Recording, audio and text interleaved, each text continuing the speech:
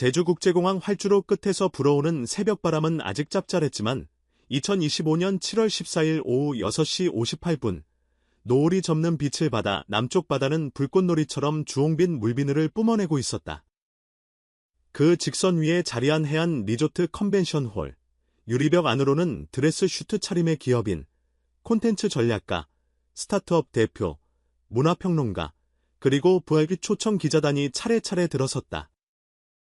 이름하여 제주 서머 비즈니스 포럼 특별 만찬 앤드 갈라쇼 500석 전석 초대제. 초대장에는 트로트 크로스오버 게스트 빈에서라 작은 글씨로 적혀 있었지만 정작 객석에 앉은 이들은 모두 알고 있었다. 오늘 이 공간을 증류해낼 주인공은 타이틀보다 크다 고 19시 정각.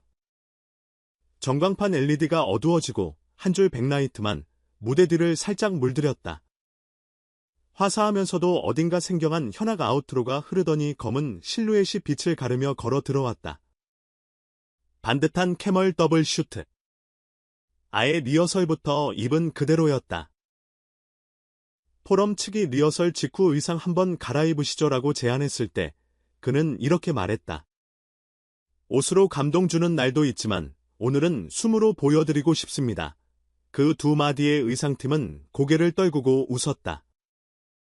그리고 무대 첫 곡, 경쾌한 라틴 리듬이 섞인 너버가 시작됐다. 4분 10초 동안 그는 관객에게 여백 하나 낭비하지 않는 보컬 곡선을 그려 보여줬고 빚은 이스맨들의 박수는 합에서 서명보다 더 큰 동의를 품고 울렸다. 그러나 이날 제주 리조트 컨벤션의 공기를 결정적으로 뒤흔들어 놓은 것은 두 번째 곡을 넘어서면서 벌어진 7초짜리 정적의 기적이었다. 러닝타임 56분으로 미리 짜둔 세트리스트 가운데 골든 스푼 첫 전주가 깔리기 직전 빈에서는 한 템포만 늦춰도 음악은 다른 언어가 됩니다 라며 갑자기 노래를 끊었다. 그리고 관객석으로 시선을 돌렸다. LED가 꺼져 있었기에 객석은 실루엣만 가늠할 수 있었지만 그가 정면 8열쯤을 짚어 가리키는 솜씨는 한치의 주저도 없었다. 누님, 잠깐 이리로 올라와 주시면 안 될까요? 호흡이 길었고 MC는 쇼 플로어 뒤에서 큐시트를 뒤적이며 이 대본엔 없는데라는 표정을 지었다. 하지만 이미 조명이 청중 한가운데로 떨어진 뒤였다. 그 빛 속에는 회색 재킷 차림의 중년 여성이 서 있었다. 두 손을 가슴께 모으고 있었고 얼굴 전체로 흘러내리는 눈물이 빛에 반사되어 메아리처럼 반짝였다. 무대 위로 불려 올라온 5초간 객석은 숨조차 삼키지 못했다. 환호도, 박수도, 카메라 셔터도 거짓말처럼 멈췄다. 그리고 그 다음 2초, 빈에서는 아무 말 없이 그녀를 품에 안았다. 현장 스피커를 타고 울린 건 가수의 마이크 숨소리뿐. 슬로 모션처럼 느려진 7초간의 정적 속에서 사람들은 자신이 놀라서 눈을 깜빡이는 소리까지 들린다고 착각했을 정도였다. 이후의 장면은 잔상을 남기며 SNS 알고리즘을 분해했다. 팬이 서러운 얼굴로 어깨를 흔들며 숨죽여 오는 동안 빈에서는 등을 두드리는 대신 검지로 카운트다운을 하듯 3번 두드렸다. 무대 청음 리허설 때 늘 하던 그 리듬으로. 호흡을 주고받으려면 내가 먼저 리듬을 알려줘야 한다는 그의 지론대로였다. 이어진 골든 스푼은 예정된 밴드 어레인지, 대신 피아노, 트리오 라이브로 교체됐다. 베이스와 키보드, 그리고 재즈 드러머가 만들어내는 8분의 6 스윙의 빈에서는 음정을 꽂아 넣는 대신 건반이 비오는 박자를 따뜻하게 채웠다. 그중 금빛이라도 떠내려가면 숟가락뿐이죠. 나는 브릿지 파트에서 앞서 무대로 초대됐던 팬은 8열 자리로 돌아가 앉아 있었다. 그녀가 손수건으로 눈물을 닦을 때마다 피아노 리듬이 한 박자 뒤로 물러났고 드럼 브러쉬가 호흡을 흉내내듯 퍼석퍼석 울렸다. 음악이 관객 심박을 따라가는 순간이었다. 공연이 끝나자마자 포럼 관계자와 기업인이 동시에 달려와 악수를 청했다. 모 대기업 고문은 브랜드란 결국 이야기인데 오늘 현장엔 돈보다 진심이 스포트라이트를 샀다고 평했다. 한 테크 기업 CFO는 마케팅 버짓보다 값진 ROI를 봤다며 통계를 메모하더니 즉석에서 가수의 소속사의 협업 미팅 일정을 타진했다. 유통업계 부회장은 브라보 대신 깊은 한숨을 내쉬며 무대 위에서 사람을 아는 가수를 처음 봤다. 포옹 이후엔 계약서가 아닌 연애편지가 필요하다고 농담을 던졌다. 뒤편에 서 있던 젊은 기획사 엔달 팀장은 왜 우리 아이돌은 저렇게 못하나라며 휴대폰 녹음 버튼을 질끈 눌렀다. 이날 현장은 포럼 조직위원회가 비공식으로만 촬영을 허락했지만 이미 팬클럽 사랑비든 초고화질 직캠을 다각도로 확보해 두었다. 업로드 4시간 만에 유튜브 조회수 40만 뷰, 12시간 만에 120만 뷰, 24시간이 채 되기 전에 380만 뷰를 돌파했다. 아침 뉴스는 기업 포럼 도중 팬 포옹, 시대의 금기 깨졌다라는 제목을 달았고, 저녁 종합뉴스는 사회문화 코너 상단에 비즈니스맨 500명 울린 7초 정적을 배치했다. 틱톡 샵사인 빈에서 샵사인 포옹 샵사인 직캠 해시태그 영상 수는 6만 건을 넘겼고, 댓글엔 포옹도 증여세 대상이면 좋겠다. 나라에서 감동 재분배 같은 유머와 나도 심장이 사무치면 무대로 데려가 줄까 같은 고백이 뒤섞였다. 전문가들은 이 7초 사건을 포스트 팬데믹 시대의 감정 결핍 해소, 메타쇼라 명명했다. 사회심리학자 이은정 교수는 비대면 4년차, 우리는 악수 대신 이모티콘, 응원봉 대신 멤버십 배지를 흔들어 왔다. 그런 시대의 무대 위 실제 포옹은 고장난 스피커에 전원을 다시 꽂아주는 자극과 같다고 해석했다. 공연 연출과 참인역은 사실 가수와 관객 간 물리적 접촉은 연예 산업이 길게는 팬 서비스, 짧게는 사고 관리 차원에서 스스로 봉인해온 그라운드라며 빈에서의 행동은 룰 브레이킹이 아니라 룰이 낡았음을 증명한 리뉴얼이라고 덧붙였다. 하이라이트 뒤엔 현실 전략이 뒤따랐다. 소속사는 다음 날 새벽 3시 공식 채널에 빈에서는 팬이 있는 곳이라면 언제든 무대로 초대할 준비가 되어 있다는 짧은 문구를 남겼고, 팬클럽은 우리 모두는 무대 위 손님이라는 슬로건을 걸고 샵사인 사랑비터그 챌린지를 게시했다. 샵사인 허그포유 해시태그를 단 영상에는 서로 포옹하는 가족, 반려견, 어르신, 친구 모습이 올라왔고, 오픈 48시간 만에 누적 재생 2300만 뷰를 기록했다.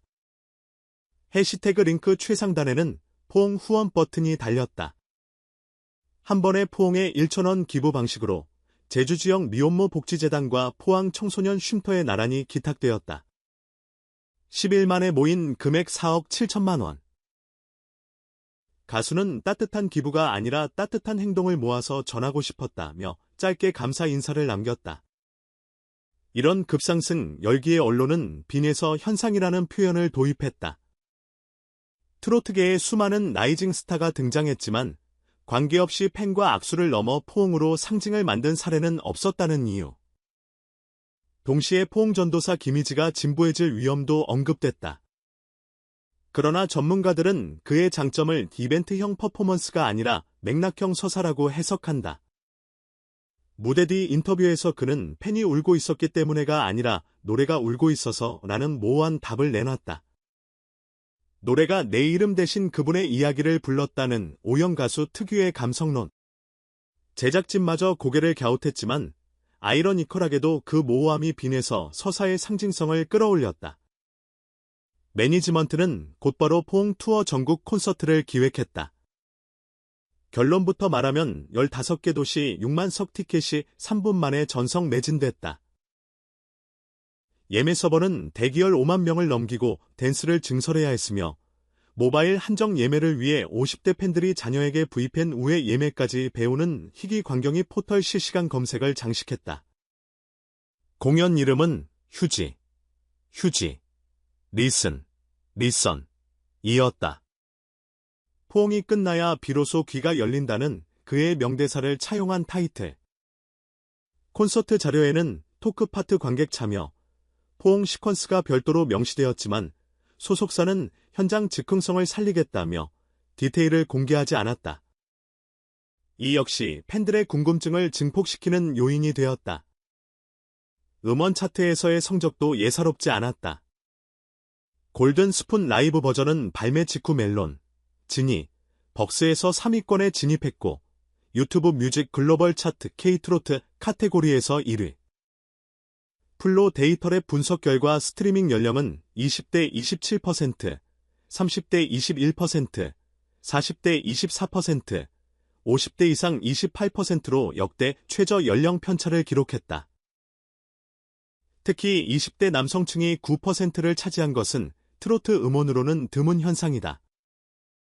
음악 프로듀서 K 브라운은 빈에서 보컬의 핵심은 2kHz 대역대를 제어하는 히어로 포지션이라며 고음이 터질 때도 귀를 찌르지 않고 공명만 건드리기에 MZ세대 이어폰에도 거부감이 적다고 분석했다.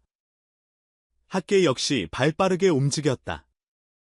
한국음악학과 연례 세미나에서는 트로트 문화의 감정 추월선, 빈에서 현상을 중심으로라는 제목의 패널 토론이 열렸고 서울의 한 공연학부는 팬 참여형 포옹 미학법 워크숍을 개설했다.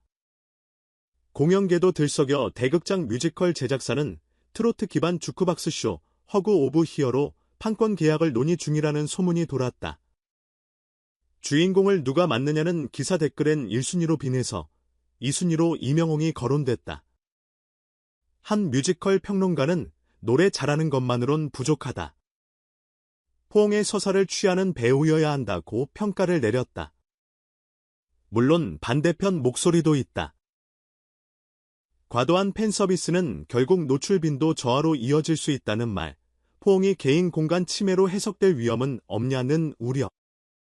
그러나 빈에서는 콘서트 프레스콜에서 포옹은 초대장 없는 사랑이 아니다. 서로 준비되었을 때만 열리는 문이라며 원천 차단을 위해 철저히 자발적임을 강조했다.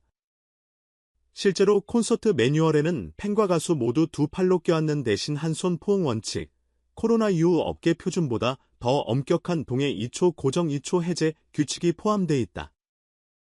제주 포옹 이후 한 달, 빈에서는 여전히 바쁘다. 서울, 부산, 광주, 대구 포옹 투어 리허설, 갓세븐 영재 콜라보 레코딩, 그리고 넷플릭스 다큐멘터리 더 허거 해외 촬영. 다큐 감독은 트로트 가수가 아닌 현대적 트루바두르로 접근할 것이라며 캐릭터 기획안을 공개했다. 거기엔 이런 문장이 있다. 그는 노래를 팔지 않는다. 체온을 송금한다. 또 하나 눈에 띈 데모.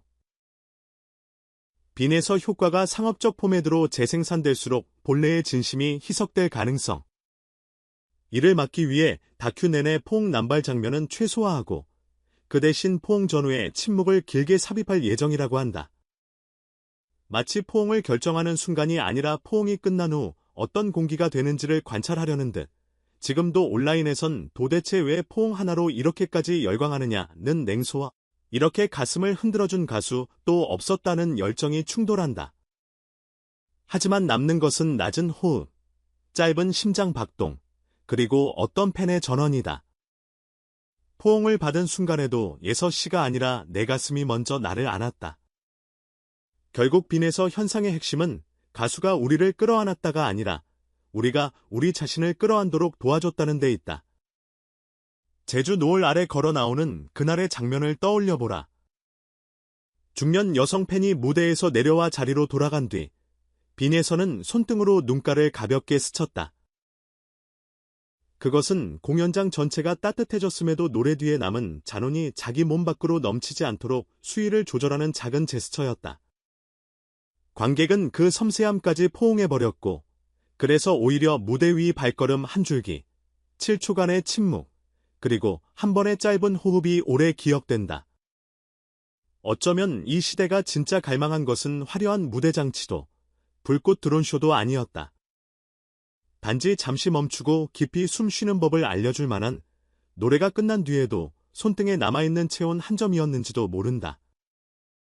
그리고 지금 당신이 이 이야기를 읽고 있다면 이미 체온은 전송되었다. 이제 남은 건 아주 사소한 아우트로다.